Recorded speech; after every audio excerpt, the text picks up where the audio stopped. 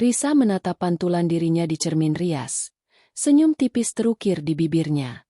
Bukan senyum yang tulus, melainkan senyum yang dipaksakan. Sebuah topeng yang ia kenakan setiap pagi sebelum menghadapi dunia. Rambut panjangnya yang tergerai indah, gaun tidur sutra yang memeluk-lekuk tubuhnya, dan aroma parfum mahal yang baru saja disemprotkan. Semuanya memancarkan aura kesempurnaan. Di mata orang lain, Risa adalah gambaran ideal seorang istri dan ibu. Rumah mewah dengan taman terawat, 2 anak yang cerdas dan penurut, serta suami tampan dan sukses, Bram, yang selalu terlihat mesra di depan umum. Namun, di balik tirai kesempurnaan itu, ada retakan halus yang perlahan melebar, mengancam untuk meruntuhkan seluruh fondasi kebahagiaannya. Pagi itu, seperti pagi-pagi lainnya selama beberapa bulan terakhir, Bram sudah tidak ada di sampingnya saat Risa terbangun. Ia mendengar suara gemuruh air dari kamar mandi utama, menandakan Bram sudah bangun lebih dulu. Dulu, pagi mereka selalu dimulai dengan pelukan hangat, bisikan cinta, atau setidaknya senyum saling bertukar sebelum memulai rutinitas. Sekarang, Bram seperti hantu di rumah mereka. Ada tapi tak terasa. Ia pergi tidur setelah Risa pulas, dan bangun sebelum Risa membuka mata. Ritme yang dulunya harmonis kini terasa sumbang, memilukan. Risa beranjak dari ranjang, merasakan dinginnya ubin marmer di telapak kakinya. Ia menuju dapur, menyiapkan sarapan untuk anak-anaknya. Andra yang berusia 10 tahun dan Tara yang berusia 7 tahun. Aroma roti panggang dan kopi segera memenuhi ruangan. Tak lama kemudian, Bram muncul, rapi dengan setelan kerjanya, dasi yang selalu serasi dengan kemejanya. Ia mengecup kening Risa sekilas, terlalu cepat untuk dirasakan. "Pagi, sayang," katanya. Suaranya terdengar datar, nyaris tanpa emosi. "Pagi juga, Mas," jawab Risa, mencoba menyunggingkan senyum tulus yang tak kunjung datang. Ia meletakkan sepiring roti bakar di hadapan Bram. "Makan dulu, Mas. Aku buatkan kopi kesukaanmu." Bram hanya mengangguk, mengambil cangkir kopi dan menyeruputnya. Matanya tertuju pada ponselnya. Jarinya sibuk menggulir layar. Tidak ada percakapan. Tidak ada tatapan mata yang saling mengunci seperti dulu. Dulu, sarapan adalah ritual mereka untuk berbagi cerita, rencana hari ini, atau sekadar lelucon ringan. Sekarang, itu hanya serangkaian gerakan mekanis. Pengisian bahan bakar sebelum memulai aktivitas masing-masing. Andra dan Tara muncul, riang seperti biasa. Mereka memeluk Risa, kemudian menyapa Bram. Bram tersenyum pada anak-anaknya, senyum yang entah mengapa, terasa lebih hangat dan tulus daripada senyumnya pada Risa. Perasaan itu menghantam Risa seperti ombak, memunculkan pertanyaan yang tak berani ia utarakan. Apakah ada yang salah dengan dirinya? Atau adakah seseorang lain yang kini menerima senyum tulus itu? Setelah mengantar anak-anak ke sekolah, Risa kembali ke rumah yang sunyi. Sunyi yang memekakan. Ia mencoba menyibukkan diri dengan pekerjaan rumah, membaca buku, atau menata bunga. Namun, pikiran Risa terus berputar pada Bram. Ia mulai mengingat kembali detail-detail kecil yang selama ini ia abaikan, menjustifikasi semua keanehan sebagai tekanan pekerjaan atau kelelahan. Bram mulai sering pulang larut malam. Dulu, ia selalu memberi kabar jika terlambat. Bahkan terkadang menelepon Risa hanya untuk mengatakan ia merindukannya. Sekarang, pesan singkat, pulang telat, menjadi hal yang lumrah, tanpa penjelasan lebih lanjut. Teleponnya seringkali disetel mode senyap, dan ia akan bergegas ke kamar mandi begitu tiba di rumah. Pakaiannya seringkali berbau parfum yang tidak dikenali Risa, bukan parfum Bram, dan bukan parfum Risa. Risa pernah mencoba bertanya tentang bau itu, namun Bram hanya mengernyitkan dahi dan berkata, "Mungkin bau klien, sayang. Jangan aneh-aneh." Lalu ada ulang tahun pernikahan mereka yang ke-12, 2 minggu yang lalu. Risa telah menyiapkan makan malam romantis, memesan kue khusus, dan mengenakan gaun yang paling ia sukai. Ia menunggu dan menunggu. Pukul 9 malam, Bram menelepon. "Maaf, sayang. Ada masalah darurat di kantor. Aku harus lembur. Kamu makan duluan saja, ya?" Nada suaranya terdengar lelah. Namun Risa bisa merasakan ada sesuatu yang janggal. Ia menghabiskan makan malam sendiri. Lilin yang menyala di meja memancarkan cahaya sendu yang terasa seperti ejekan.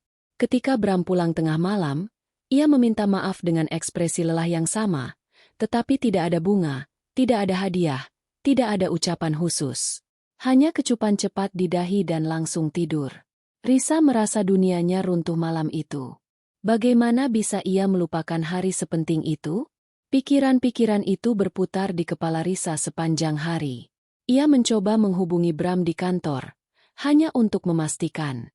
Ada apa, sayang? Suara Bram terdengar terburu-buru. Aku sedang rapat. Oh, tidak apa-apa, Mas. Hanya ingin memastikan kamu baik-baik saja. Risa berusaha terdengar normal. Aku baik-baik saja. Nanti telepon lagi ya. Aku sibuk. Sambungan terputus. Risa menatap ponselnya. Dadanya sesak. Ia merasa seperti orang asing di kehidupan suaminya sendiri. Perasaan ini, perasaan menjadi orang asing, adalah retakan pertama. Retakan yang mungkin sudah ada sejak lama. Namun baru kini ia menyadarinya. Ia teringat kembali percakapan dengan sahabatnya, Luna, beberapa bulan lalu. Riz, akhir-akhir ini Bram sering banget ya keluar malam. Luna bertanya saat mereka sedang minum kopi. Risa tertawa hambar. Iya, kerjaan dia kan memang begitu, Lun. Proyeknya lagi banyak. Tapi dia agak beda, Riz. Aku lihat dia di mal minggu lalu, dia nggak sendirian. Luna melanjutkan, menatap Risa dengan sorot mata khawatir. Risa menepisnya. Ah, mungkin itu kliennya. Kamu ini ada-ada saja. Namun, kini kata-kata Luna kembali terngiang. Tidak sendirian di mal? Dengan siapa? Sore itu, Risa memutuskan untuk mengambil langkah yang tidak pernah ia bayangkan. Ia merasa lelah dengan pertanyaan tanpa jawaban. Lelah dengan kecurigaan yang terus-menerus menggerogoti jiwanya. Ia mengambil kunci mobil dan berkendara menuju kantor Bram. Ia tidak punya rencana, hanya dorongan kuat untuk melihat langsung, untuk mencari tahu. Jantung Risa berdebar kencang saat ia memarkirkan mobilnya agak jauh dari gedung perkantoran Bram. Ia melihat mobil Bram terparkir di tempat biasa. Ini sekitar pukul 5 sore, jam pulang kantor. Ia memutuskan untuk menunggu. Setiap detik terasa seperti berjam-jam. Orang-orang mulai berhamburan keluar dari gedung. Tas kerja di tangan, senyum di wajah. Setelah sekitar setengah jam, Risa melihat Bram keluar. Ia tidak sendirian. Di sampingnya, seorang wanita muda dengan rambut sebahu dan senyum cerah. Wanita itu mengenakan gaun selutut yang anggun, melangkah beriringan dengan Bram. Tawa mereka terdengar renyah bahkan dari jarak Risa berada. Bram memegang punggung wanita itu dengan mesra. Sesekali mendekatkan kepalanya untuk membisikkan sesuatu. Gerakan-gerakan kecil itu, sentuhan-sentuhan yang dulu hanya Risa yang mendapatkannya, kini diberikan kepada orang lain. Dunia Risa runtuh. Bukan dengan ledakan keras, melainkan dengan kehancuran yang sunyi, seperti bangunan yang retak perlahan dan akhirnya ambruk. Air mata mengalir tanpa suara di pipinya. Dingin, terasa begitu dingin. Tangannya gemetar saat ia menyalakan mesin mobil. Ia tidak bisa lagi bertahan di sana, menyaksikan pemandangan yang menghancurkan hatinya. Ia berkendara pulang, dalam keadaan syok. Gambaran Bram dan wanita itu terus berputar di benaknya. Siapa wanita itu? Sudah berapa lama ini terjadi? Bagaimana bisa Bram, suaminya, ayah dari anak-anaknya, melakukan ini padanya? Semua kenangan manis yang mereka ukir bersama, semua janji yang terucap, seolah menjadi hampa. Ia merasa ditipu, dihianati, dan bodoh karena selama ini menutup mata. Sesampainya di rumah, Risa segera masuk ke kamarnya. Ia membuka lemari pakaian Bram. Tangannya menyentuh kemeja-kemeja yang tergantung rapi. Aroma parfum asing itu terasa kuat di salah satu kemeja yang baru saja dipakai Bram kemarin. Bukan parfum Bram. Bukan parfumnya. Itu parfum wanita itu. Parfum yang sama yang tercium samar di baju Bram beberapa kali sebelumnya. Bau yang selama ini ia tepis. kini menjadi bukti nyata. Ia duduk di tepi ranjang. Air mata mengalir semakin deras. Ia memegang bingkai foto pernikahan mereka. Menatap wajah bahagia Bram yang dulu memancarkan cinta dan kesetiaan. Foto itu terasa seperti ejekan sekarang. Mengapa? Pertanyaan itu terus bergema di benaknya. Ia tidak berteriak, tidak menangis histeris. Hanya kehampaan yang luar biasa, dingin dan menusuk. Retakan itu bukan lagi retakan. Itu adalah jurang. Jurang yang memisahkan dirinya dari kehidupan yang selama ini ia yakini sempurna. Malam itu, ketika Bram pulang, Risa sudah tenang. Terlalu tenang. Ia menyambut Bram di pintu dengan senyum yang sama. Senyum topeng yang sudah menjadi bagian dari dirinya. Bram tidak menyadari apa-apa. Ia bercerita tentang rapatnya yang menegangkan. Tentang klien baru yang membuat ia harus lembur. Risa mendengarkan, mengangguk, seolah semua itu adalah kebenaran. Namun, di dalam hatinya, sebuah keputusan mulai terbentuk. Keputusan yang akan mengubah segalanya. Keputusan untuk menghadapi kebenaran, sepedih apapun itu, dan melepaskan apa yang sudah tidak lagi menjadi miliknya. Rasa sakit itu, meskipun menghancurkan, juga memunculkan kekuatan yang aneh dalam diri Risa. Kekuatan untuk tidak lagi menjadi korban, untuk tidak lagi hidup dalam kebohongan. Malam itu, di tengah kegelapan dan keheningan rumah mereka, Risa tahu bahwa hidupnya tidak akan pernah sama lagi. Dan ia harus memutuskan, dengan cara apa ia akan melangkah keluar dari retakan yang telah berubah menjadi kehampaan ini. Risa terbangun keesokan paginya dengan kepala terasa berat, seolah baru saja dihantam palu godam. Keheningan rumah yang dulu ia anggap sebagai kedamaian, kini terasa seperti suara pekikan yang memekakan telinga. Gambaran Bram dan wanita itu, tawa mereka yang renyah, sentuhan mesra Bram di punggung wanita itu, semua detail itu berputar tanpa henti dalam benaknya. Kemarin, ia hanya melihat retakan. Pagi ini, ia merasakan kehancuran yang nyata, serpihan-serpihan hatinya yang berserakan. Ia berjalan menuju dapur, bergerak seperti robot. Ia menyiapkan sarapan untuk anak-anak, mengulang rutinitas yang sama persis seperti kemarin, dan mungkin seperti hari-hari sebelumnya yang ia jalani tanpa curiga. Bram sudah pergi. Ponselnya tergeletak di meja samping tempat tidur. Seperti biasa, terkunci. Pikiran untuk memeriksanya sekilas melintas. Namun Risa menepisnya. Ia tidak ingin lagi menemukan bukti yang menyakitkan. Bukti visual kemarin sudah lebih dari cukup. Namun, entah mengapa, ada dorongan lain. Dorongan untuk mengkonfirmasi, untuk memahami skala kehancuran ini. Setelah mengantar anak-anak, Risa kembali ke kamar. Ia mengambil ponsel Bram. Tangannya gemetar saat ia mencoba menebak pola kunci. Ulang tahun pernikahan? Tanggal lahir anak-anak? Nama panggilan mereka? Semua gagal. Bram selalu berhati-hati. Kecurigaan yang selama ini ia tepis, kini berteriak di benaknya. Bram memang menyembunyikan sesuatu. Risa meletakkan ponsel itu kembali. Frustrasi. Ia tahu Bram tidak akan pernah meninggalkan jejak yang jelas. Setidaknya tidak di ponselnya. Tapi ada hal lain. Parfum. Aroma yang kemarin begitu jelas tercium di kemeja Bram. Risa ingat betapa Bram selalu anti dengan parfum wanita yang terlalu menyengat. Apalagi yang manis dan feminin. Parfum yang tercium kemarin adalah campuran vanila dan sedikit musk. Lembut tapi jelas. Risa melangkah ke lemari pakaian Bram lagi. Ia mengambil kemeja yang sama, menciumnya lagi. Ya, aroma itu masih ada, meskipun samar. Risa memutuskan untuk mencari tahu. Dengan tekad yang mengeras, ia membuka laptopnya. Ia mulai melakukan pencarian sederhana. Parfum wanita vanilla musk. Ratusan merek muncul. Ia menyaring pencariannya dengan merek-merek populer. Mencari gambar botol parfum yang mungkin pernah ia lihat atau yang sekilas mirip. Ini seperti mencari jarum di tumpukan jerami.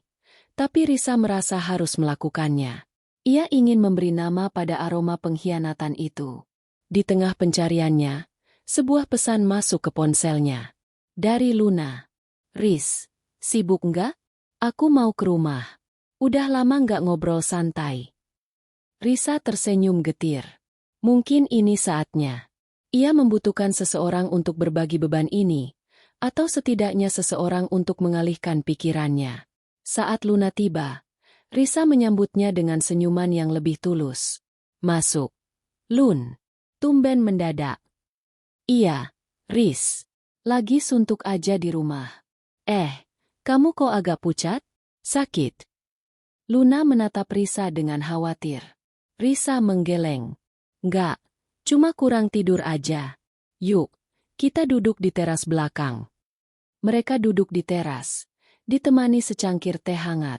Awalnya, mereka hanya mengobrol tentang anak-anak, gosip ringan, dan rencana liburan. Namun, Risa tahu ia tidak bisa menyimpan ini lebih lama lagi. Lun, Risa memulai. Suaranya pelan dan bergetar. Aku rasa Bram selingkuh. Luna terdiam. Matanya membulat. Ya Tuhan, Riz, kamu serius? Bagaimana bisa? Risa menceritakan semua. Bram yang semakin jauh, pulang larut malam, lupa ulang tahun pernikahan, dan yang terpenting, insiden di kantor Bram kemarin sore. Ia menceritakan tentang wanita yang berjalan keluar bersama Bram, tawa mereka, dan sentuhan mesra Bram. Luna mendengarkan dengan seksama, sesekali mengangguk. Sorot matanya berubah dari kaget menjadi sedih dan marah. Aku sudah menduganya, Riz, kata Luna pelan setelah Risa selesai bercerita. Maafkan aku tidak mengatakannya lebih jelas waktu itu. Aku tidak mau membuatmu khawatir tanpa bukti yang kuat. Kamu tahu siapa wanita itu, Lun? Tanya Risa, napasnya tertahan. Luna ragu sejenak. Aku tidak yakin. Tapi aku pernah melihat Bram dengan wanita itu beberapa kali di sekitar kantornya. Aku pikir itu klien penting atau rekan kerja baru. Aku tidak pernah terpikir sampai sejauh ini. Apa ciri-cirinya? Apakah dia cantik? Risa bertanya. Suaranya bergetar menahan tangis. Cantik. Riz. Rambut sebahu. Penampilannya elegan. Kalau tidak salah namanya Kirana. Pernah bekerja di perusahaan konsultan sebelah kantor Bram. Mungkin mereka ada proyek bersama. Luna mencoba mengingat. Apakah kamu pernah melihatnya di acara kantor Bram? Risa menggeleng. Tidak pernah. Dada Risa semakin sesak. Kirana. Sebuah nama yang kini tertanam dalam benaknya. Nama yang akan ia ingat selamanya sebagai perusak kebahagiaannya. Luna memeluk Risa erat. Aku turut sedih. Riz, apa yang akan kamu lakukan? Aku tidak tahu, Lun, jawab Risa. Air matanya akhirnya tumpah. Aku bingung. Hancur. Setelah Luna pulang, Risa kembali sendirian dalam kesunyian. Ia mencoba mencerna semua informasi. Nama, Kirana, profesi, konsultan. Ia punya titik awal. Tekadnya untuk mencari tahu semakin kuat. Ia tidak ingin lagi menjadi wanita yang buta dan naif. Risa membuka lagi laptopnya. Kali ini, pencariannya lebih spesifik. Kirana konsultan, nama perusahaan yang disebut Luna. Ia mulai menjelajahi LinkedIn, Facebook, dan Instagram. Setelah beberapa kali pencarian, ia menemukan profil seorang wanita bernama Kirana Adiningrat, seorang konsultan senior di sebuah perusahaan ternama, dengan foto profil yang sangat mirip dengan wanita yang ia lihat kemarin. Senyum cerah, rambut sebahu yang rapi, dan aura profesional yang kuat. Jari Risa gemetar saat ia mengklik profil Kirana. Ia melihat daftar koneksi Kirana, mencari apakah ada nama Bram di sana. Tidak ada. Namun, ada beberapa foto Kirana yang diunggah oleh temannya, dengan tag lokasi yang seringkali berada di dekat kantor Bram. Sebuah foto Kirana sedang tertawa lepas di sebuah restoran mewah. Di latar belakang samar-samar terlihat siluet pria yang duduk memunggunginya. Meskipun tidak jelas, postur tubuh pria itu sangat mirip dengan Bram. Hati Risa mencelos. Ia membandingkan tanggal unggahan foto-foto itu dengan waktu-waktu Bram sering pulang larut malam atau tiba-tiba harus lembur. Semuanya cocok. Potongan-potongan puzzle itu perlahan bersatu membentuk gambaran yang mengerikan. Bram, suaminya, ayah dari anak-anaknya, telah menjalani kehidupan ganda. Dan Kirana adalah bagian dari kehidupan ganda itu. Risa merasakan mual. Bukan hanya karena fakta perselingkuhan itu sendiri, tetapi karena pengkhianatan yang begitu terencana, begitu rapi. Bram telah berbohong padanya berulang kali, dengan begitu meyakinkan. Setiap pelukan, setiap ciuman, setiap kata, "Aku mencintaimu." Semuanya kini terasa seperti kebohongan besar yang menjijikkan. Malam itu, Risa tidak bisa tidur. Ia berbaring di samping Bram yang terlelap pulas. Aroma maskulin Bram, yang dulu selalu menenangkannya, kini bercampur dengan aroma samar parfum Kirana yang seolah masih menempel di setiap helaan napasnya. Risa menatap langit-langit kamar. Matanya kering meskipun ia ingin menangis. Ia tidak lagi marah. Ia hanya merasa hampa, kosong, seolah jiwanya telah dicuri darinya. Dalam kegelapan itu, Risa membuat keputusan yang berat. Ia tidak bisa lagi hidup dalam kebohongan. Ia harus menghadapi Bram. Tapi bagaimana? Dengan marah dan air mata? Atau dengan ketenangan yang akan mengguncang Bram lebih dari sekadar amarah? Risa memejamkan mata, membiarkan ide-ide itu berputar. Ia tidak akan membiarkan dirinya menjadi korban yang menyedihkan. Ia akan berdiri tegak, meski hatinya remuk redam. Aroma pengkhianatan itu telah merasuk terlalu dalam, dan ia harus membersihkannya, apapun risikonya. Ia harus menemukan kekuatan untuk mengambil kendali kembali atas hidupnya. Pagi itu, Risa mengantar anak-anak ke sekolah dengan senyum yang dipaksakan. Di dalam mobil, Andra bercerita tentang nilai matematikanya yang bagus, dan Tara dengan antusias menunjukkan gambar pelangi yang baru ia buat. Risa mendengarkan, mengangguk, sesekali tertawa kecil, tetapi pikirannya melayang jauh. Ia melihat masa depan tanpa Bram, dan bagaimana ia akan menjelaskan semua ini kepada anak-anaknya yang polos. Rasa sakit itu mencengkeramnya lagi, namun kali ini bercampur dengan tekad baja. Ia harus menghadapi kenyataan ini, demi dirinya dan demi anak-anaknya. Setelah anak-anak turun, Risa tidak langsung pulang. Ia mengemudikan mobilnya menuju sebuah kafe yang dulu sering ia kunjungi bersama Bram, terletak di area perkantoran yang sibuk, tidak jauh dari kantor Bram. Ia tahu kafe itu adalah tempat yang populer untuk pertemuan bisnis informal atau sekadar minum kopi di sela-sela jam kerja. Mungkin, hanya mungkin, ia bisa melihat sesuatu. Risa memesan secangkir teh chamomile, berharap dapat menenangkan sarafnya yang tegang. Ia memilih meja di sudut, dekat jendela, memberinya pandangan luas ke jalanan dan pintu masuk kafe. Ia duduk, tangannya menggenggam cangkir teh yang mulai dingin, matanya mengamati setiap orang yang masuk dan keluar. Ini terasa seperti adegan dalam film detektif murahan, dan Risa membenci setiap detiknya. Ia membenci dirinya sendiri karena harus melakukan ini, membenci Bram karena membuatnya harus melakukannya. 1 jam berlalu, kemudian 2. Risa mulai merasa putus asa. Mungkin ia terlalu paranoid. Mungkin ia hanya melihat bayangan. Tapi kemudian, ia melihatnya. Sebuah mobil sport hitam melambat di depan kafe. Jantung Risa berdegup kencang saat ia mengenali Bram keluar dari sisi pengemudi. Ia mengenakan kemeja biru terang yang baru Risa belikan minggu lalu. Di sampingnya, seorang wanita melangkah keluar dengan anggun. Rambut sebahu, gaun selutut berwarna merah marun, dan tas tangan bermerek yang ia kenali. Kirana. Tidak ada keraguan lagi. Wajah yang ia lihat samar-samar di foto media sosial, kini terpampang jelas di hadapannya. Ia jauh lebih cantik dari yang Risa bayangkan. Kecantikannya memancarkan aura percaya diri dan kemandirian, sesuatu yang Risa rasakan telah lama hilang dari dirinya. Bram tersenyum pada Kirana, senyum yang begitu hangat, begitu lepas, senyum yang sudah lama tidak Risa lihat. Mereka masuk ke dalam kafe, memilih meja di area yang agak tersembunyi. Risa menunduk, pura-pura membaca menu, memastikan mereka tidak melihatnya. Namun, matanya terus mengawasi. Mereka duduk berhadapan. Bram mengeluarkan ponselnya, meletakkannya di meja. Kirana melakukan hal yang sama. Mereka terlihat nyaman, santai, seolah sudah terbiasa dengan kebersamaan ini. Risa melihat Bram menggenggam tangan Kirana di atas meja, Ibu jarinya membelai punggung tangan Kirana dengan lembut.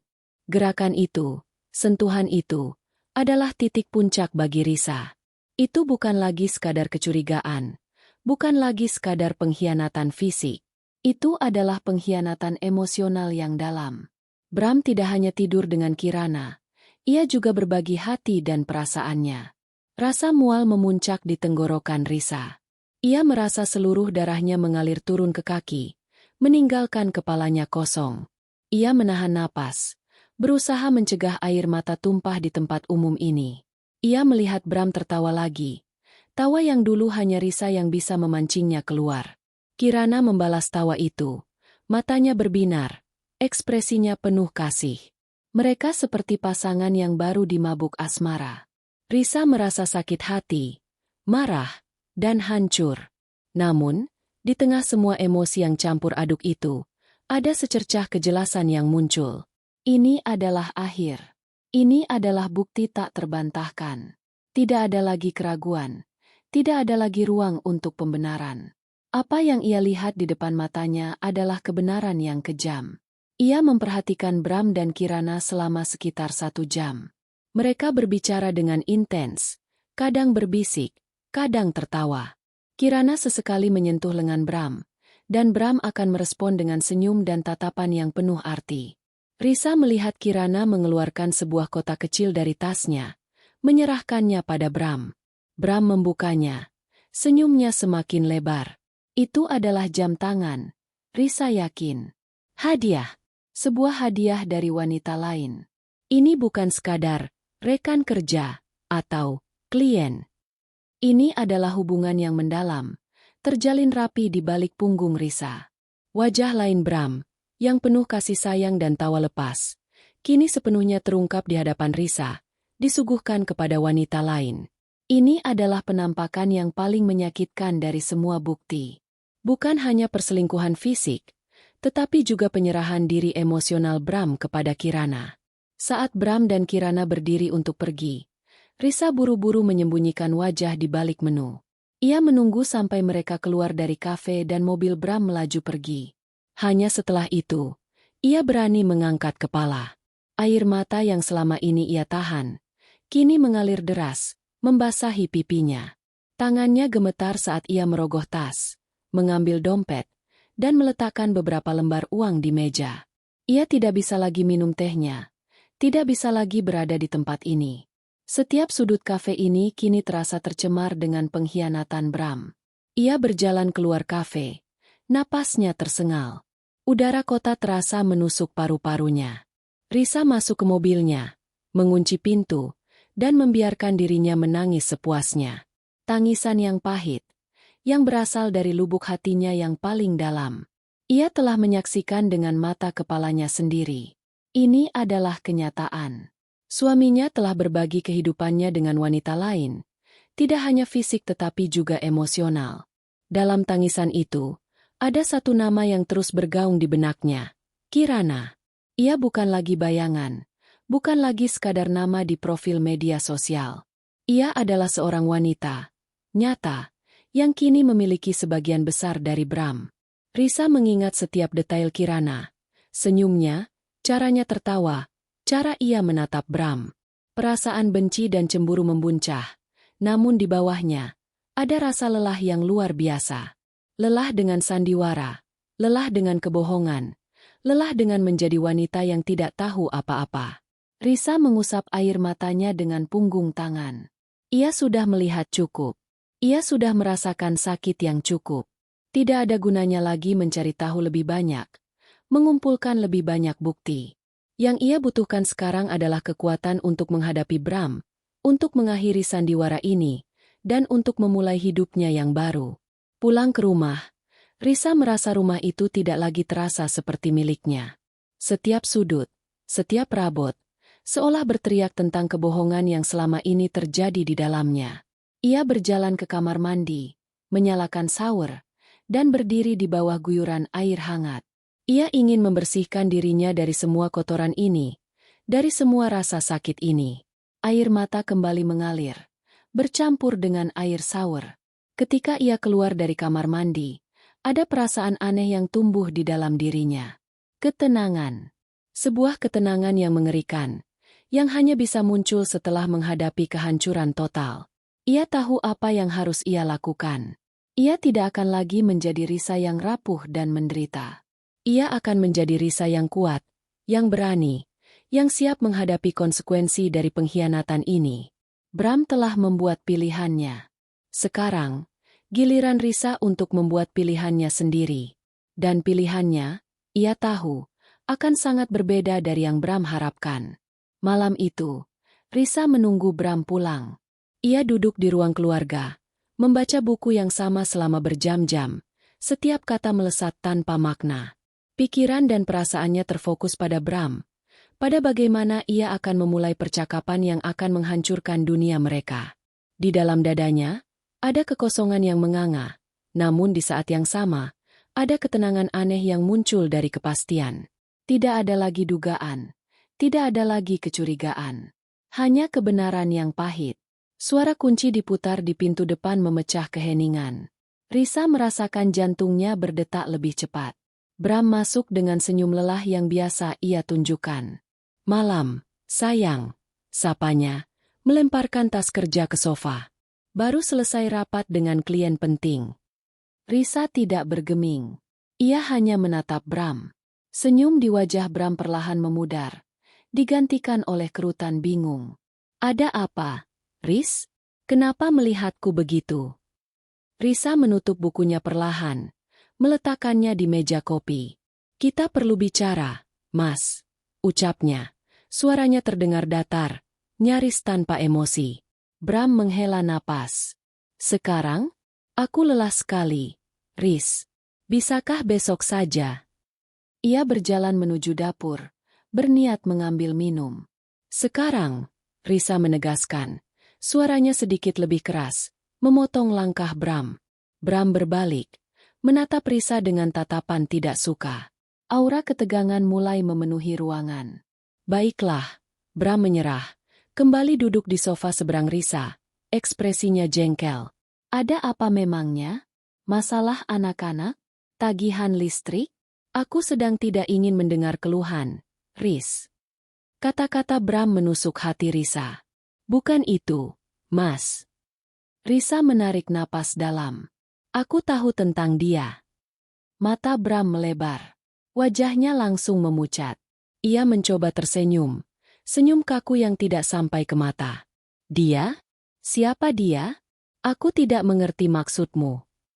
Ia mencoba berpura-pura, mencoba mengelak. Risa tidak membiarkannya. "Kirana," ucap Risa tegas. Setiap hurufnya seperti jarum yang menusuk udara. "Kirana Adiningrat, konsultan senior di perusahaan sebelah kantormu. Wanita dengan rambut sebahu, yang mengenakan gaun merah marun hari ini di kafe, yang kau gandeng tangannya dan kau belai punggung tangannya." Setiap kata yang keluar dari mulut Risa adalah pukulan telak bagi Bram. Wajahnya yang semula memucat kini berubah merah padam. Ia tidak bisa lagi menyembunyikan keterkejutannya. Ia menatap Risa, terpaku, seolah melihat hantu. Bagaimana kau tahu?" Bram tergagap. Suaranya nyaris tidak terdengar. "Tidak penting bagaimana aku tahu, Mas." Risa melanjutkan. Suaranya tetap tenang, meskipun di dalam hatinya badai berkecamuk. "Yang penting adalah kebenarannya. Aku melihat kalian, Mas.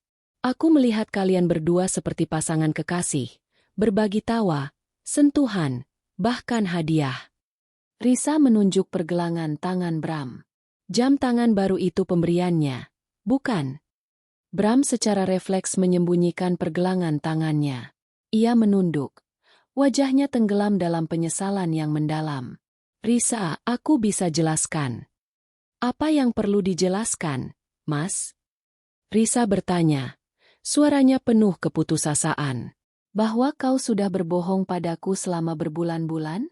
Bahwa kau mempermainkan perasaanku, memperlakukan rumah ini seperti hotel? Bahwa kau melupakan ulang tahun pernikahan kita karena sibuk dengannya? Apalagi yang perlu dijelaskan?" Suara Risa mulai bergetar. Bram mengangkat kepalanya. Matanya dipenuhi rasa bersalah. Aku minta maaf, Riz. Ini tidak seperti yang kau bayangkan. Tidak seperti yang kubayangkan. Risa tertawa sinis. Tawa yang kering dan hampa. Aku membayangkannya sebagai hal yang lebih buruk dari ini. Aku membayangkan kau selingkuh, Mas. Dan kau melakukannya. Tepat di depan mataku. Mereka terdiam lama. Hanya suara detak jam dinding yang mengisi keheningan yang memekakan telinga. Bram mencoba mencari kata-kata. Namun tidak ada yang bisa ia katakan. Penyesalan terpancar jelas di wajahnya. Namun Risa tidak lagi ingin melihatnya. Aku sudah memikirkannya, Mas. Risa akhirnya memecah keheningan. Suaranya kembali ke nada datar. Dan aku memutuskan untuk mengakhirinya. Bram mendongak, terkejut. Mengakhiri apa? Riz? Apa maksudmu? Pernikahan ini. Risa menjawab tegas. Aku tidak bisa lagi melanjutkan ini. Aku tidak bisa hidup dengan kebohongan, dengan pengkhianatan. Tidak, Riz. Tunggu. Bram panik. Ia beranjak dari sofa, mendekat ke Risa. Jangan bicara seperti itu. Aku tahu aku salah.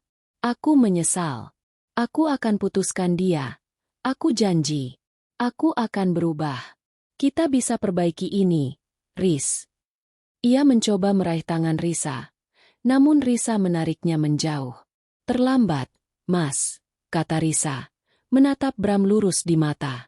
Matanya tidak lagi memancarkan amarah, melainkan kesedihan yang mendalam dan tekad yang kuat. Retakan itu sudah terlalu besar. Kau telah menghancurkan kepercayaan yang sudah kita bangun belasan tahun. Aku sudah tidak bisa melihatmu seperti dulu lagi. Tapi kita punya anak-anak. Riz, bagaimana dengan Andra dan Tara? Bram mencoba menggunakan anak-anak sebagai tameng. Mendengar nama anak-anak, hati Risa perih. Justru karena anak-anak, Mas, aku tidak ingin mereka tumbuh dalam rumah tangga yang penuh kebohongan dan kepalsuan. Aku tidak ingin mereka melihat orang tua mereka saling menyakiti, hidup dalam sandiwara. Risa menelan ludah. Air mata mulai menggenang di matanya. Namun ia menahannya agar tidak jatuh. Aku tidak bisa lagi berpura-pura. Aku ingin mereka melihat ibunya bahagia. Mas, bukan ibunya yang hidup dalam kesedihan dan penipuan. Aku akan berubah. Riz, beri aku kesempatan. Bram memohon. Suaranya putus asa. Kesempatan. Risa tersenyum getir. Kesempatan apa, Mas? Kesempatan untuk kau selingkuh lagi? Kesempatan untuk aku kembali buta dan dibodohi? Tidak, Mas. Aku sudah cukup menderita. Risa berdiri. Aku akan mengurus surat cerai. Aku tidak ingin ini berlarut-larut. Aku hanya ingin semuanya selesai. Bram tersentak mundur, seolah dipukul. Ia tidak menyangka Risa akan setegas ini, setenang ini. Ia membayangkan Risa akan marah-marah, menangis, histeris. Tapi Risa berdiri di hadapannya, memancarkan ketegaran yang tak pernah ia lihat sebelumnya. Ini adalah Risa yang baru. Risa yang telah patah namun menemukan kekuatannya sendiri. Kau sungguh akan menceraikanku? Tanya Bram, suaranya lirih, nyaris tak percaya. Ya. Jawab Risa singkat, tanpa ragu. Dan satu hal lagi, Mas. Aku tidak akan memperebutkanmu. Kau bisa memilikinya. Aku tidak ingin bekasmu. Kata-kata terakhir Risa, aku tidak ingin bekasmu, terucap dengan ketenangan yang mengerikan, menusuk relung hati Bram lebih dalam daripada kemarahan apapun. Itu adalah penolakan mutlak. Sebuah pernyataan bahwa Risa tidak lagi menganggap Bram sebagai sesuatu yang berharga. Ia tidak akan bertengkar, tidak akan memohon. Ia hanya akan melepaskan dengan ikhlas, melemparkan Bram kepada wanita yang telah merenggutnya. Bram terpaku, tak mampu berkata-kata. Kalimat Risa menggantung di udara, berat dan penuh makna. Ia melihat Risa berbalik dan berjalan menuju kamarnya, meninggalkannya sendirian di ruang keluarga yang kini terasa dingin dan asing. Pintu kamar tertutup pelan, meninggalkan Bram dalam kegelapan, merenungi kehancuran yang baru saja ia ciptakan dengan tangannya sendiri. Di dalam kamar, Risa ambruk di tepi ranjang. Air mata yang selama ini ia tahan tumpah ruah. Ia telah mengucapkan kalimat-kalimat itu. Kalimat yang mengakhiri pernikahan belasan tahunnya. Rasa sakit itu begitu hebat, seolah ada lubang di dadanya. Namun, di antara rasa sakit itu, ada juga kelegaan yang aneh. Ia telah memilih untuk bebas. Ia telah memilih untuk melepaskan. Ia telah memberikan bekasnya kepada yang mau, dan kini, ia siap untuk mencari kebahagiaannya sendiri, kebahagiaan yang tidak bergantung pada kehadiran Bram. Keputusan memilukan ini adalah langkah pertama menuju kebebasan yang ia impikan. 2 hari setelah percakapan dengan Bram, suasana rumah terasa mencekam. Bram menjadi lebih pendiam, seringkali mengurung diri di ruang kerjanya. Ada aura penyesalan dan kebingungan di wajahnya. Namun Risa sudah terlalu lelah untuk peduli. Ia fokus pada dirinya sendiri, pada Andra dan Tara, dan pada langkah selanjutnya yang harus ia ambil. Pengumuman perceraian itu terasa seperti beban yang terangkat dari pundaknya, meskipun meninggalkan luka menganga. Risa telah membuat keputusan. Bukan hanya tentang mengakhiri pernikahannya, tetapi juga tentang bagaimana ia akan mengakhirinya. Ia tidak ingin drama, tidak ingin pertengkaran di pengadilan, apalagi di depan anak-anaknya. Ia ingin memutus rantai ini dengan cara yang paling bermartabat dan definitif. Dan untuk itu, ia harus menemui Kirana. Pagi itu, Risa mengantar anak-anak ke sekolah seperti biasa. Dalam perjalanan pulang, ia mengambil jalan memutar, menuju area perkantoran tempat Kirana bekerja. Jantungnya berdebar kencang, namun bukan karena ketakutan atau kemarahan, melainkan karena antisipasi akan sesuatu yang belum pernah ia lakukan sebelumnya. Ini adalah langkah berani, gila, bahkan mungkin aneh di mata orang lain. Tapi Risa merasa ini adalah cara satu-satunya untuk benar-benar menutup bab ini. Ia memarkir mobilnya di tempat yang sama saat ia memergoki Bram dan Kirana beberapa hari lalu. Ia melihat gedung kantor Kirana, yang megah dan modern. Risa menghela napas panjang, menenangkan diri. Ia tidak datang untuk melabrak, bukan untuk berteriak, apalagi menampar. Ia datang untuk bernegosiasi, atau lebih tepatnya, untuk memberikan penawaran. Risa melangkah masuk ke lobi gedung. Dengan sedikit keberanian, ia bertanya pada resepsionis untuk bertemu dengan Kirana Adiningrat. Resepsionis itu menatapnya bingung. "Apakah Anda sudah membuat janji, Bu?" "Belum," jawab Risa, mencoba terdengar tenang. "Tolong katakan saja ini dari Risa, istri Bramantio." Risa melihat ekspresi resepsionis itu berubah, terkejut dan sedikit tidak nyaman. Nama, istri Bramantio, jelas memiliki bobot tersendiri. Setelah beberapa saat menunggu yang terasa seperti selamanya, Kirana datang. Ia mengenakan blus sutra berwarna hijau zamrud dan rok pensil yang pas di tubuhnya. Rambutnya tertata rapi, dan wajahnya dipulas make-up natural yang elegan. Kirana terlihat profesional, cerdas, dan percaya diri. Namun, saat matanya bertemu dengan Risa, senyum profesionalnya luntur, digantikan oleh ekspresi terkejut yang jelas. Ada sedikit kepanikan di matanya. "Risa." Kirana tergagap. Suaranya pelan. "Ada apa?" Risa tersenyum tipis. Senyum yang sama sekali tidak memancarkan kehangatan. "Bisakah kita bicara sebentar, Kirana? Di tempat yang lebih privat." Ia melirik sekeliling lobi yang mulai ramai. Kirana ragu sejenak, menelan ludah, lalu mengangguk kaku. "Baiklah, ada kafe di lantai 2. Kita bisa bicara di sana." Mereka berjalan dalam keheningan yang tegang menuju kafe. Aura di antara mereka begitu pekat, syarat dengan emosi yang tidak terucap. Risa berjalan di depan, langkahnya mantap. Kirana mengikuti di belakang, mungkin bertanya-tanya apa yang akan terjadi. Di kafe, mereka memilih meja yang agak tersembunyi. Pelayan datang dan pergi, namun mereka berdua tidak memesan apapun. Mereka hanya duduk, saling berhadapan.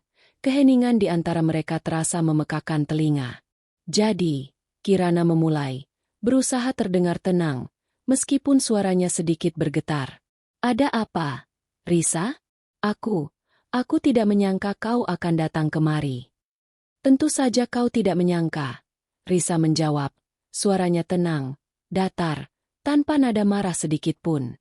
Itu adalah ketenangan yang menakutkan, yang membuat Kirana lebih gugup.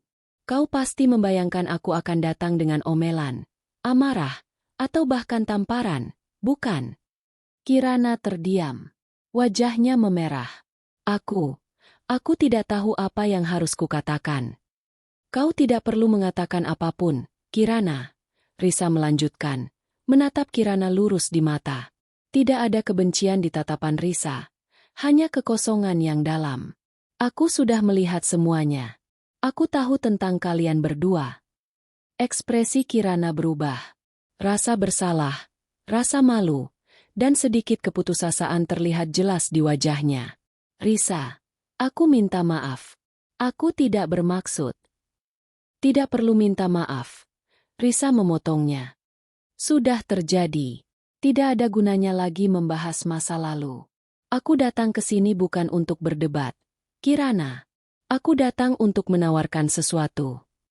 Kirana menatap Risa dengan bingung. Menawarkan apa? Risa menegakkan punggungnya. Aku akan menceraikan Bram. Mata Kirana membulat. Ia tampak terkejut. Apa? Kau tidak salah dengar, Risa mengulangi. Aku akan menceraikan Bram. Dan aku tidak akan memperebutkannya. Kalian bisa bersama. Aku akan memberikan Bram padamu, Kirana.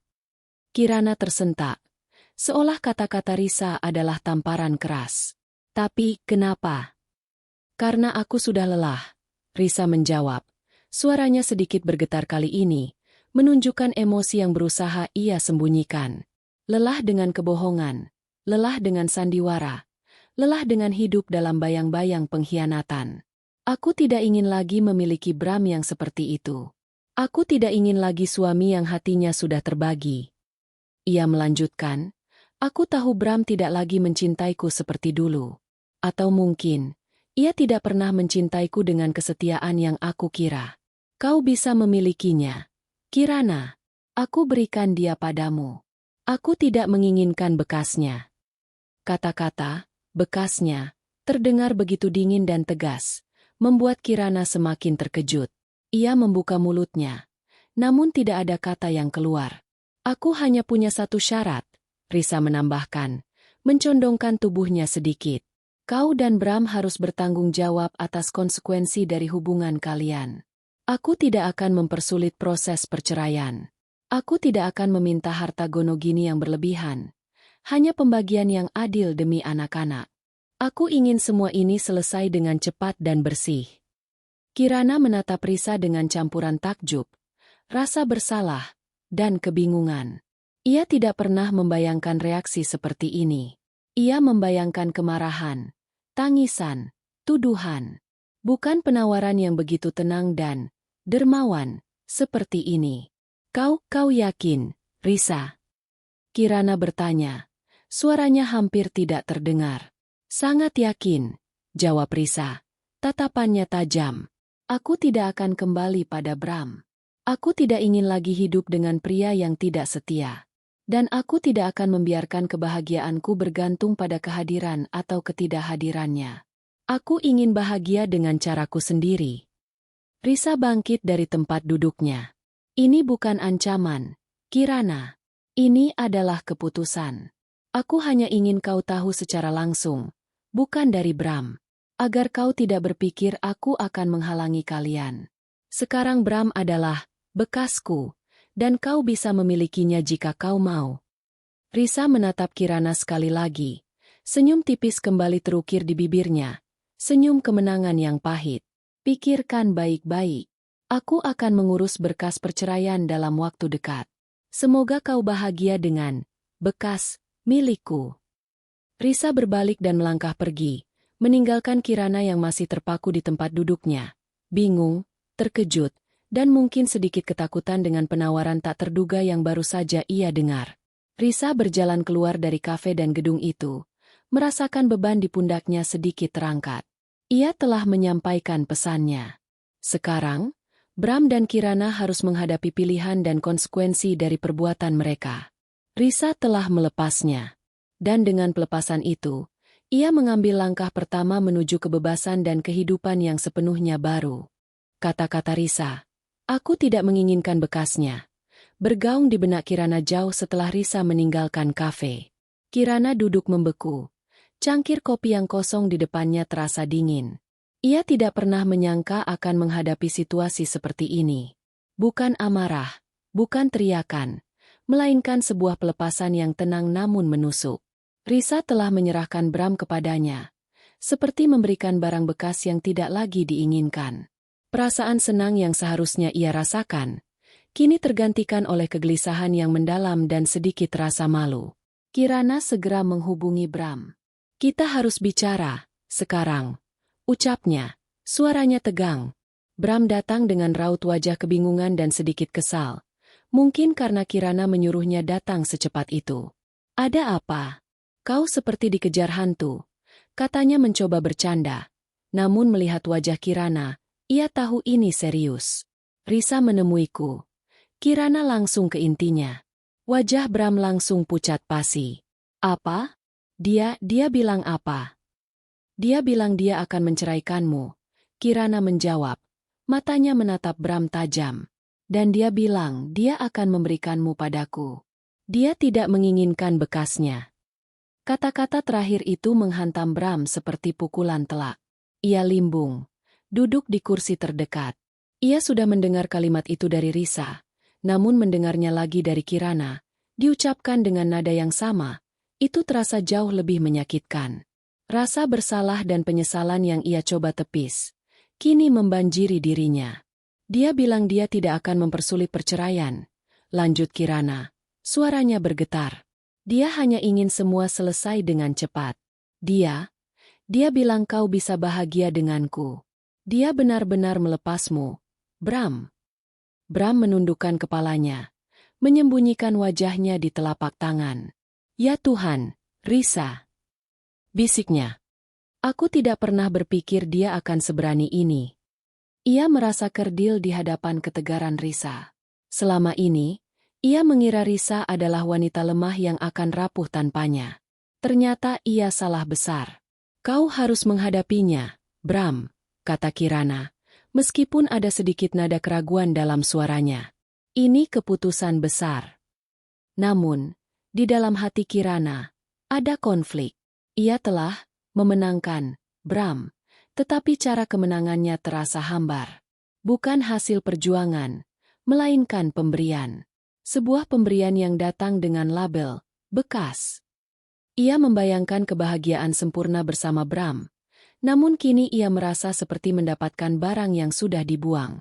Kabar perceraian Bram dan Risa menyebar dengan cepat di lingkaran sosial mereka.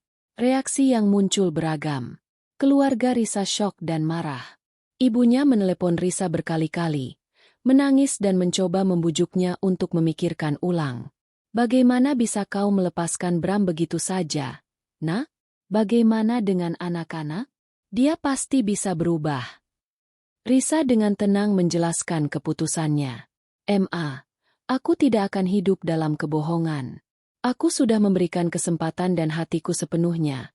Tapi dia memilih jalan lain. Aku harus mencintai diriku sendiri dulu. Andra dan Tara akan mengerti suatu hari nanti." Meskipun hati Risa perih mendengar tangisan ibunya, ia tahu ia tidak bisa goyah. Keluarga Bram, terutama ibunya, juga sangat terpukul. Nyonya Bramantio, seorang wanita yang sangat menjunjung tinggi citra keluarga, merasa malu dan marah. Ia menelepon Risa, bukan untuk membujuk, melainkan untuk menyalahkan. "Risa, ini semua pasti ada alasannya. Kau terlalu dingin? Kau tidak perhatian? Bram tidak mungkin berbuat seperti itu tanpa pemicu." Risa mendengarkan dengan sabar. "Tante, aku sudah melakukan yang terbaik. Keputusan ini bukan hanya tentang Bram, tapi tentang diriku juga. Aku tidak bisa lagi bertahan." Ia tidak mencoba membela diri atau menjelaskan lebih jauh. Ia tahu, di mata keluarga Bram, ia mungkin adalah pihak yang bersalah karena membiarkan perceraian terjadi. "Luna, sahabat Risa, adalah satu-satunya yang sepenuhnya mendukung keputusannya. Riz, aku bangga padamu. Ini memang berat, tapi kau pantas mendapatkan yang lebih baik. Jangan pernah menyesal. Luna selalu ada di samping Risa, memberinya kekuatan dan dukungan emosional yang sangat ia butuhkan. Ia membantu Risa mengurus beberapa dokumen awal dan menjadi sandaran baginya. Di sisi lain, Bram menghadapi konsekuensi yang lebih berat di lingkungan sosial. Rekan kerja dan teman-temannya yang mendengar kabar ini menatapnya dengan pandangan campur aduk antara simpati dan cemoohan.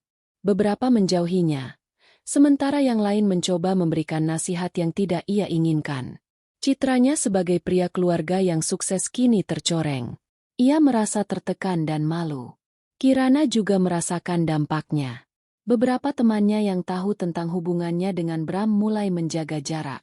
Bisik-bisik menyertainya di kantor, dan ia merasakan pandangan aneh dari rekan kerja. Ia mendapatkan apa yang ia inginkan, tetapi dengan harga yang tidak terduga, reputasinya. Meskipun ia tidak pernah secara langsung merebut Bram karena Risa sendiri yang melepasnya, cap sebagai pelakor, perebut laki orang, secara tidak langsung melekat padanya. Ia merasa terjebak dalam situasi yang tidak pernah ia duga. Risa memulai proses perceraian dengan bantuan seorang pengacara yang direkomendasikan Luna. Ia meminta agar prosesnya cepat dan tidak ada drama yang melibatkan anak-anak. Bram, yang terpukul dan malu, setuju dengan semua persyaratan Risa. Ia tidak punya kekuatan untuk menawar atau menentang. Seolah-olah, dengan ketenangan Risa, semua perlawanannya telah dilucuti. Risa hanya meminta hak asuh penuh atas anak-anak, pembagian aset yang wajar, dan tunjangan bulanan yang cukup untuk anak-anak tanpa embel-embel nafkah istri. Ia ingin memutus semua ketergantungan finansial pada Bram sesegera mungkin. Setiap kali bertemu Bram di pengadilan, Risa menjaga jarak. Ia tidak menatap matanya, tidak mengucapkan kata-kata yang tidak perlu. Ia hanya ingin semua ini selesai. Bram sendiri tampak semakin kurus. Wajahnya menunjukkan tanda-tanda stres dan penyesalan. Ia mencoba beberapa kali untuk berbicara dengan Risa di luar sidang. Namun Risa selalu menolak dengan sopan. "Mas, kita hanya akan bicara di depan pengacara.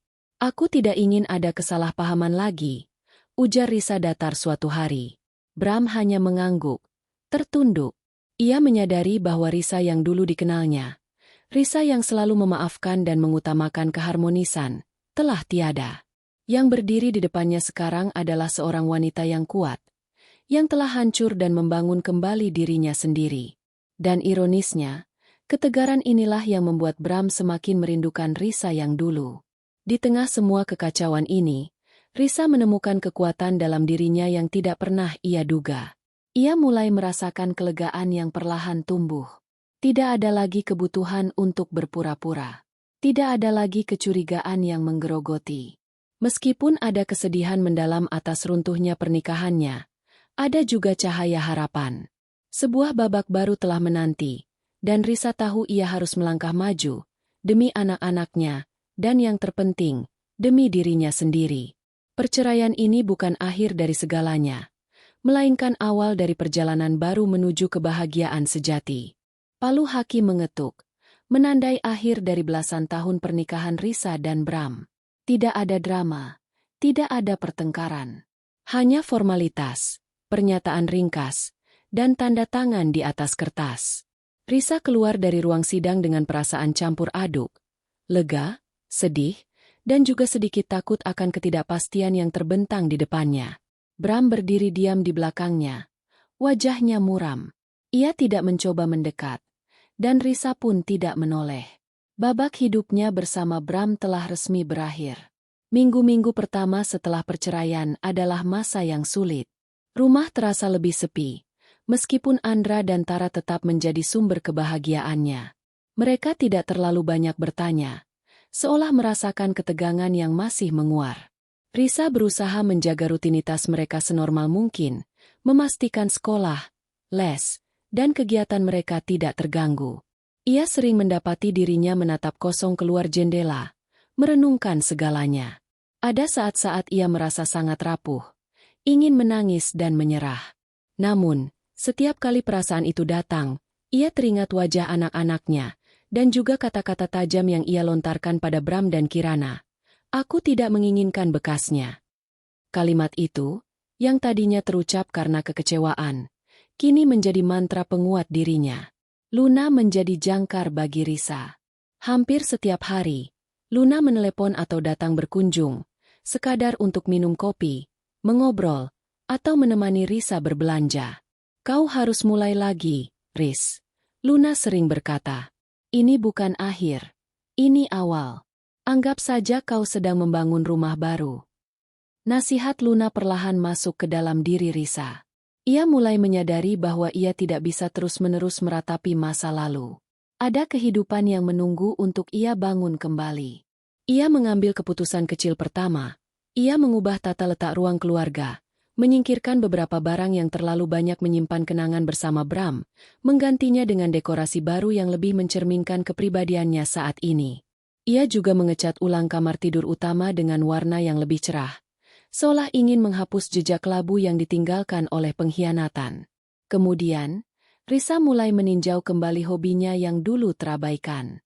Sebelum menikah, ia adalah seorang penata bunga yang berbakat, sering menerima pesanan untuk acara-acara kecil. Namun, setelah menikah dan Bram semakin sukses, Risa memilih fokus mengurus rumah tangga. Kini, dengan waktu luang yang lebih banyak dan dorongan dari Luna, ia mulai membuka kembali buku-buku tentang desain bunga, mengikuti kursus daring singkat, dan membeli peralatan baru. Ia memulai dengan membuat rangkaian bunga untuk rumahnya sendiri, kemudian untuk Luna dan beberapa teman dekat. Responsnya sangat positif. Riz, ini bagus banget. Kamu harus jual ini. Luna berseru antusias. Awalnya, Risa ragu. Ia tidak pernah berpikir untuk berbisnis lagi.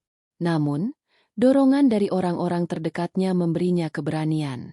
Ia membuat akun media sosial sederhana, mengunggah foto-foto karyanya, dan perlahan, pesanan mulai berdatangan. Bisnis kecilnya, Risa S. Bloms, mulai berkembang. Setiap kali ia menerima pesanan, hatinya dipenuhi rasa bangga dan puas yang tidak pernah ia rasakan selama bertahun-tahun. Ini adalah penghasilan pertamanya dari usahanya sendiri, sebuah kemandirian finansial yang terasa begitu membebaskan. Uang itu mungkin tidak sebanyak yang Bram hasilkan, tapi itu adalah miliknya sendiri, hasil dari keringat dan kreativitasnya. Risa juga mulai meluangkan lebih banyak waktu untuk dirinya sendiri. Ia bergabung dengan klub yoga, yang membantunya menenangkan pikiran dan meredakan stres. Ia mulai berolahraga secara teratur, merasakan kekuatan baru di tubuhnya.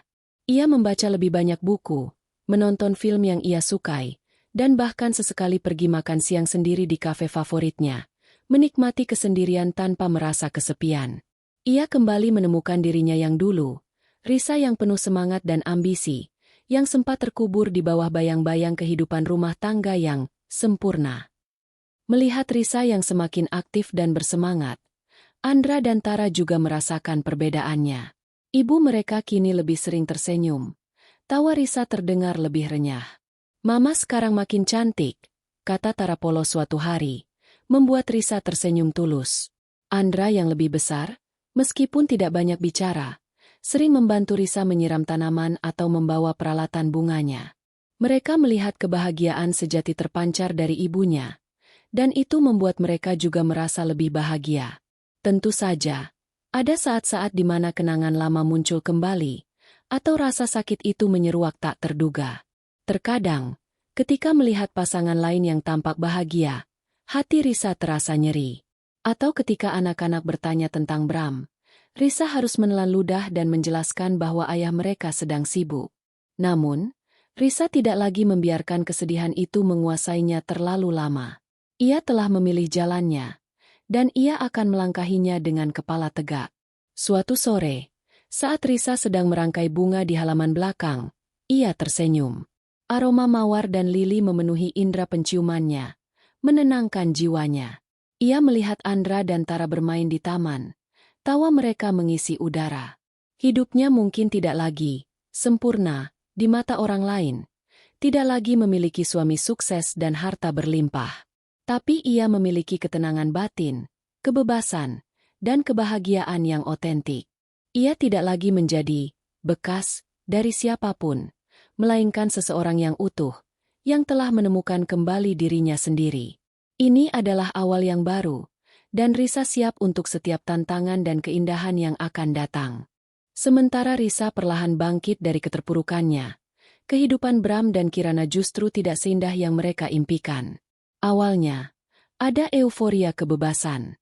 Bram bisa dengan leluasa bersama Kirana tanpa harus bersembunyi. Mereka sering pergi makan malam di restoran mewah, menghadiri acara sosial, dan menikmati waktu berdua yang dulu terhalang oleh status Bram sebagai suami orang. Namun, euforia itu berumur pendek, digantikan oleh bayang-bayang penyesalan dan kenyataan pahit. Bram segera menyadari bahwa kebersamaan dengan Kirana tidak sama dengan kebersamaan dengan Risa. Dulu, Risa adalah fondasi rumahnya, penenang jiwanya, dan manajer kehidupannya. Ia mengurus semua detail rumah tangga, anak-anak, dan bahkan hal-hal kecil yang Bram anggap remeh. Dengan Risa, Bram selalu merasa segalanya teratur. Dengan Kirana, Bram harus mulai memikirkan banyak hal sendiri. Kirana adalah wanita karir yang sibuk dan independen.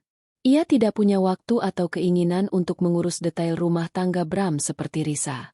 Awalnya, Bram menganggap ini sebagai kebebasan, namun lama-lama terasa seperti beban. "Bram, aku harus lembur malam ini," Kirana sering berkata, nadanya penuh tekanan. "Bisakah kau memesan makanan saja untuk makan malammu?"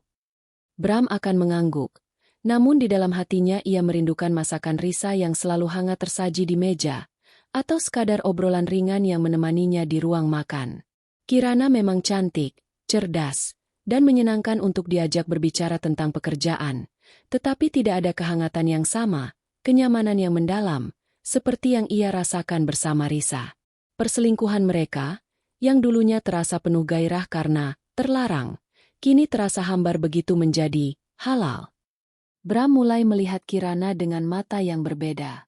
Sifat-sifat Kirana yang dulu ia anggap menarik, seperti ambisi dan fokus pada karir, kini terasa dingin dan jauh. Ia merindukan kelembutan Risa, senyumnya yang tulus, dan cara Risa selalu mengutamakan keluarga. Pertengkaran kecil mulai sering terjadi di antara mereka. Bram sering mengeluhkan hal-hal sepele, seperti rumah Kirana yang tidak serapi rumah Risa, atau Kirana yang terlalu sibuk dengan ponselnya. Kirana, yang juga mulai merasakan tekanan, akan membalas dengan sindiran tentang Bram yang terlalu posesif atau tidak bisa mandiri. "Kau terlalu membandingkanku dengan Risa," Kirana pernah berkata suatu malam, matanya berkilat marah. "Aku bukan Risa, Bram, dan aku tidak akan pernah menjadi dirinya."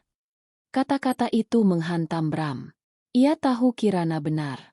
Ia memang sering membandingkan. Dan setiap perbandingan itu selalu membuat Risa terlihat lebih baik di matanya. Rasa penyesalan mulai tumbuh, seperti rumput liar di taman yang terlantar. Ia menyesali keputusannya, menyesali kebodohannya yang telah menghancurkan keluarga demi gairah sesaat. Di sisi lain, Kirana juga tidak sepenuhnya bahagia. Meskipun ia sekarang memiliki Bram, ia tidak bisa mengabaikan bisikan-bisikan dan pandangan sinis dari lingkungan sosial mereka. Beberapa klien penting Bram, yang dulu sangat menghormatinya, kini menunjukkan sikap dingin. Rumor tentang perselingkuhan mereka menyebar seperti api, dan meskipun Risa tidak pernah mencemarkan nama baik mereka, ada stigma sosial yang sulit dihilangkan. Kirana, yang selalu bangga dengan reputasinya, merasa tertekan. "Aku merasa seperti semua orang menilaiku," Kirana mengeluh pada Bram suatu hari. "Seperti aku ini seorang penjahat." Bram mencoba menenangkan, tetapi ia sendiri merasakan hal yang sama. Bahkan keluarganya sendiri, terutama ibunya, masih sulit menerima Kirana. Nyonya Bramantio, meskipun pasrah dengan perceraian Bram, tidak pernah sepenuhnya merestui hubungan Bram dan Kirana. Setiap pertemuan keluarga terasa canggung, penuh ketegangan. Rasa bersalah atas anak-anak Bram juga menghantui Kirana. Ia tahu Andra dan Tara tidak nyaman dengannya. Meskipun ia berusaha bersikap baik, ada dinding tak terlihat yang memisahkan mereka. Ia melihat bagaimana Bram berusaha keras menjadi ayah tunggal, mengurus jadwal anak-anak, mengantar jemput mereka ke sekolah dan les, tugas-tugas yang dulu selalu Risa lakukan dengan mudah. Bram sering pulang ke rumah Kirana dalam keadaan lelah dan stres setelah seharian mengurus anak-anak. Suatu hari, Bram menelepon Risa, menanyakan tentang jadwal les Tara. Suara Risa terdengar ceria, ringan, dan penuh energi. Ia bahkan sempat tertawa kecil saat bercerita tentang ulah lucu Tara di sekolah. Bram terdiam, mendengarkan. Ia bisa merasakan kebahagiaan sejati dalam suara Risa. Risa yang ia dengar di telepon itu adalah Risa yang jauh lebih bahagia dan bersemangat daripada Risa yang dulu ia tinggalkan. Kontras itu menghantamnya dengan telak. Risa, wanita yang ia tinggalkan, kini menemukan kebahagiaannya sendiri, bahkan berkembang. Sementara ia dan Kirana, yang seharusnya bahagia karena kini bersama, justru semakin terperangkap dalam kekecewaan dan penyesalan. Bram mulai sering melamun, memikirkan masa lalu. Ia merindukan senyum Risa, masakan Risa, tawa Risa, bahkan cara Risa memarahinya dengan lembut. Ia merindukan rumahnya yang dulu, yang penuh kehangatan dan cinta. Ia menyadari bahwa ia telah membuang permata demi kilauan palsu. Rasa sakit itu, rasa penyesalan itu, bagaikan belenggu yang mengikatnya. Ia tahu ia telah kehilangan sesuatu yang sangat berharga, dan ia mungkin tidak akan pernah bisa mendapatkannya kembali. Penyesalan itu tumbuh semakin besar di dada Bram, seperti tumor ganas yang menggerogoti. Melihat Risa yang semakin bersinar dan mandiri dari jauh, sementara hubungannya dengan Kirana semakin dipenuhi ketegangan dan rasa hampa, membuat Bram sadar akan kesalahannya yang fatal. Ia merindukan Risa, bukan Risa yang lama, melainkan Risa yang baru ini, yang begitu kuat dan tegar. Risa yang memancarkan kebahagiaan sejati dari dalam dirinya. Ia merindukan kehangatan rumahnya yang dulu, tawa anak-anak yang riang, dan stabilitas yang dulu Risa berikan. Bram mulai sering mencari alasan untuk menelepon Risa, seputar anak-anak, jadwal sekolah, atau kebutuhan mereka yang sepele. Setiap kali Risa menjawab telepon, suaranya selalu profesional, tenang, dan tanpa emosi berlebihan. Ia tidak pernah mengungkit masa lalu atau menunjukkan kemarahan. Sikap Risa yang acuh tak acuh ini justru semakin menyiksa Bram. Ia ingin Risa marah padanya, berteriak padanya, karena itu akan menunjukkan bahwa Risa masih peduli. Namun, yang ia dapatkan hanyalah ketenangan yang dingin, sebuah tanda bahwa Risa benar-benar telah melangkah pergi. Suatu sore, Bram memutuskan untuk mengambil langkah berani. Ia tahu Risa akan menjemput anak-anak di sekolah. Ia tiba lebih awal, menunggu di gerbang sekolah, berharap bisa berbicara empat mata dengan Risa. Ketika mobil Risa tiba, Bram mendekat. "Risa," panggil Bram, suaranya sedikit bergetar. Risa menoleh, terkejut melihat Bram di sana. Wajahnya menunjukkan sedikit ekspresi terganggu. "Ada apa, Mas? Ada yang ingin kau bicarakan tentang anak-anak?" "Tidak, Riz. Ini tentang kita," Bram berbisik, melirik ke sekeliling, khawatir anak-anak akan keluar. "Aku ingin bicara denganmu." Risa menghela napas. "Kita tidak punya apa-apa lagi untuk dibicarakan, Mas. Semuanya sudah selesai." "Tidak, Riz. Ini belum selesai untukku," Bram bersikeras, nadanya penuh permohonan. Aku sangat menyesal, Riz. Aku tahu aku membuat kesalahan besar. Aku merindukanmu. Aku merindukan keluarga kita. Aku ingin kita kembali bersama." Risa menatap Bram, senyum sinis tersungging di bibirnya. "Kembali bersama? Setelah semua yang terjadi, Mas? Setelah kau menghancurkan kepercayaan dan hatiku? Aku tahu ini sulit, tapi aku akan berubah, Riz. Aku bersumpah. Aku akan putuskan Kirana. Aku akan melakukan apa saja agar kau mau kembali padaku." Bram memohon, matanya dipenuhi harapan dan keputusasaan. Mata Risa bertemu dengan mata Bram. Ia melihat penyesalan tulus di sana, namun hatinya tidak lagi bergeming. Ia telah melewati titik itu. "Mas," Risa memulai, suaranya lembut tapi tegas. "Aku menghargai penyesalanmu. Tapi apa yang sudah terjadi tidak bisa ditarik kembali. Aku sudah move on, Mas. Lanjut Risa, menunjuk dirinya sendiri. Aku sudah menemukan kebahagiaanku sendiri. Kebahagiaan yang tidak bergantung padamu, tidak bergantung pada pernikahan ini. Aku tidak ingin kembali ke masa lalu yang penuh kebohongan dan kepalsuan. Bram menggelengkan kepala. Tapi kita bisa membangun yang baru, Riz. Yang lebih baik. Aku janji. Tidak, Mas. Risa menolak. Suaranya dipenuhi ketegasan yang tak tergoyahkan. Aku sudah tidak mencintaimu lagi dengan cara yang sama. Luka itu terlalu dalam. Dan aku tidak akan pernah bisa sepenuhnya mempercayaimu lagi. Aku tidak akan membiarkan diriku kembali ke dalam situasi di mana aku bisa hancur lagi. Tepat pada saat itu, Andra dan Tara keluar dari gerbang sekolah, riang gembira. Mereka melihat Bram dan berlari memeluknya. Ayah! Seru mereka gembira. Bram memeluk anak-anaknya erat. Air mata menggenang di matanya. Ia melirik Risa, seolah memohon. Namun Risa hanya tersenyum pada anak-anaknya. Senyum seorang ibu yang penuh kasih sayang, bukan senyum seorang istri yang terluka. Ayo, anak-anak, Risa berkata lembut. Kita pulang. Ayah kalian mungkin ada urusan lain. Bram menatap Risa dengan putus asa. Namun Risa sudah berbalik, memimpin anak-anak menuju mobilnya. Ia memasukkan mereka ke dalam mobil, mengikat sabuk pengaman, dan kemudian menyalakan mesin. Sebelum melaju, Risa menurunkan sedikit kaca jendela. Mas, Risa berkata, menatap Bram lurus. Aku sudah memberimu kepada Kirana. Aku sudah memberikannya dengan ikhlas. Sekarang, hadapilah konsekuensi pilihanmu. Tanpa menunggu jawaban, Risa melajukan mobilnya pergi, meninggalkan Bram yang berdiri termangu di depan gerbang sekolah, dihantam oleh penyesalan yang tak terhingga dan kenyataan pahit bahwa ia telah benar-benar kehilangan Risa.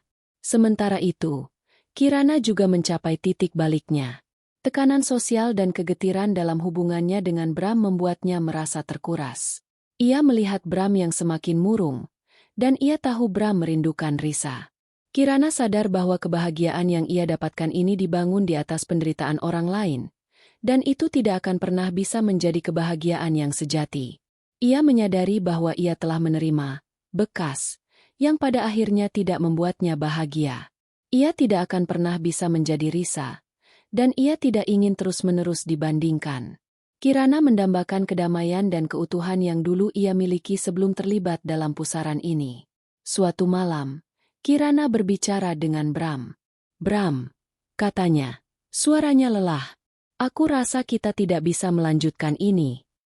Bram menatapnya, terkejut. Apa maksudmu? Aku tidak bahagia, Kirana mengakui. Dan kau juga tidak bahagia. Kau masih merindukan Risa, kan? Ia melihat ekspresi Bram yang tidak bisa menyembunyikan kebenaran itu. Aku tidak bisa menjadi wanita yang kau butuhkan, Bram. Dan aku tidak bisa terus-menerus hidup dengan rasa bersalah dan tekanan ini. Bram terdiam. Ia tahu Kirana benar. Ia tahu bahwa meskipun ia mencintai Kirana, cinta itu tidak pernah bisa menyaingi fondasi yang ia hancurkan bersama Risa. Hubungan mereka terasa seperti jebakan, bukan kebebasan. Aku rasa kita harus berpisah, Bram, Kirana menyimpulkan. Matanya berkaca-kaca. Ini yang terbaik untuk kita berdua. Kau butuh waktu untuk menyembuhkan dirimu sendiri. Dan aku juga. Bram tidak membantah. Ada rasa sakit. Namun juga rasa lega yang aneh. Ia telah kehilangan Kirana. Ya, tapi ia juga telah kehilangan Risa. Kehilangan Kirana hanyalah konsekuensi yang harus ia terima. Ia telah membayar mahal atas kesalahannya. Kirana pergi malam itu juga, membawa serta barang-barangnya. Kepergiannya meninggalkan Bram sendirian di apartemennya, yang terasa begitu kosong.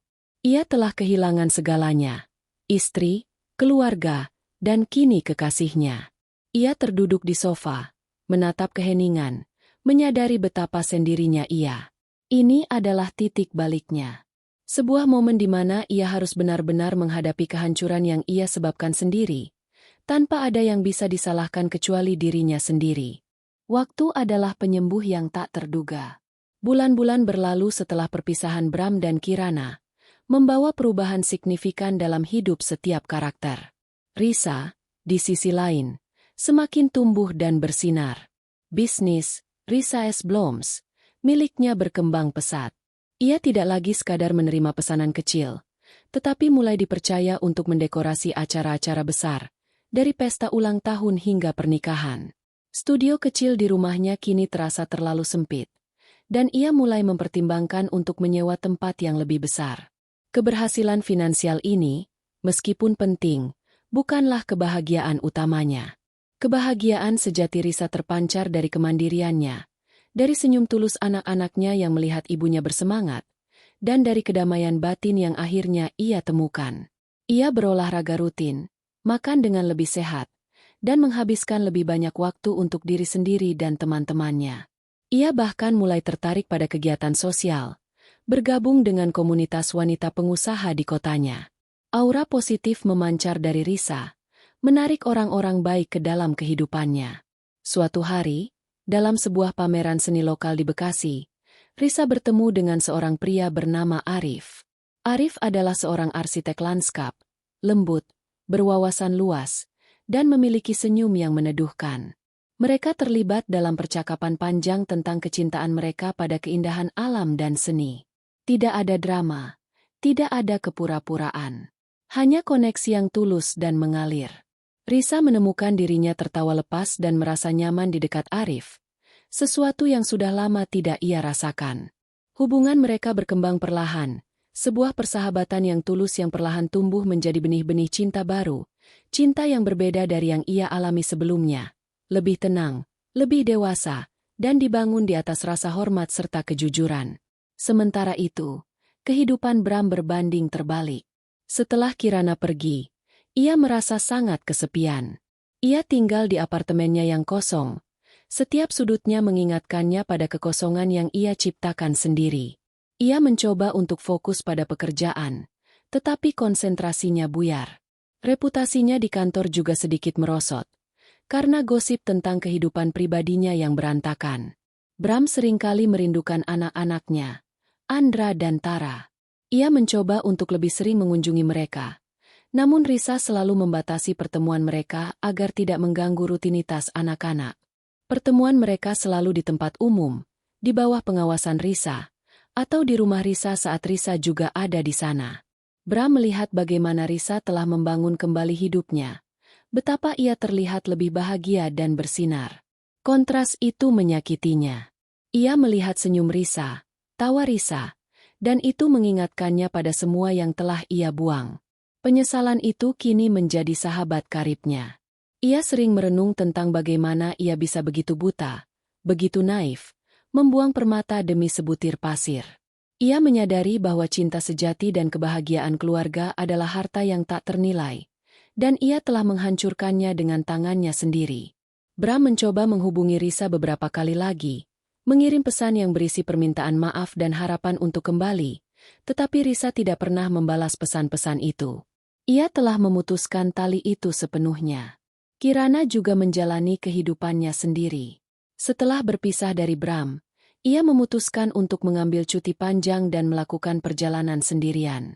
Ia mencari kedamaian batin, mencoba membersihkan diri dari perasaan bersalah dan kekosongan yang menggerogotinya.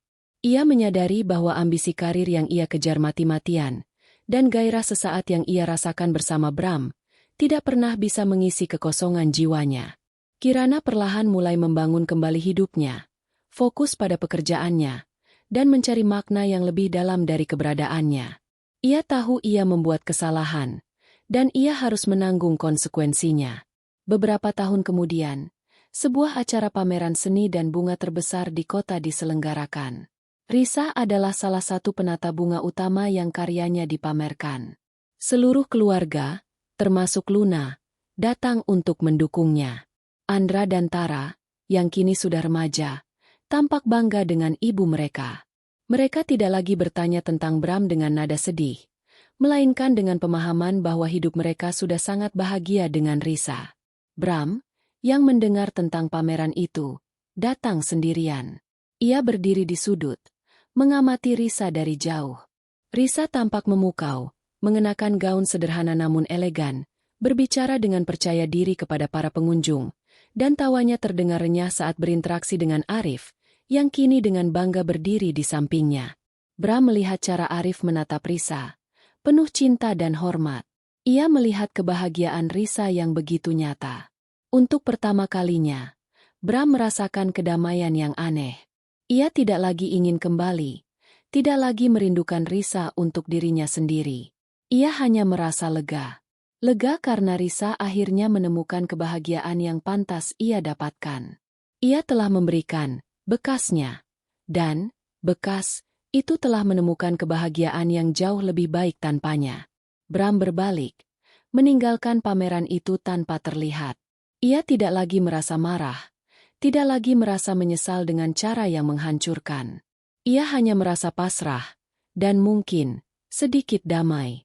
Ia tahu bahwa ia harus bertanggung jawab atas tindakannya, dan bahwa ia harus mencari kebahagiaannya sendiri, dengan cara yang jujur dan tulus. Risa menatap Arif. Tangannya menggenggam tangan Arif dengan erat. Senyumnya begitu tulus, memancarkan kedamaian dan kebahagiaan. Ia telah melewati badai, menghadapi pengkhianatan, dan melepaskan semuanya dengan lapang dada.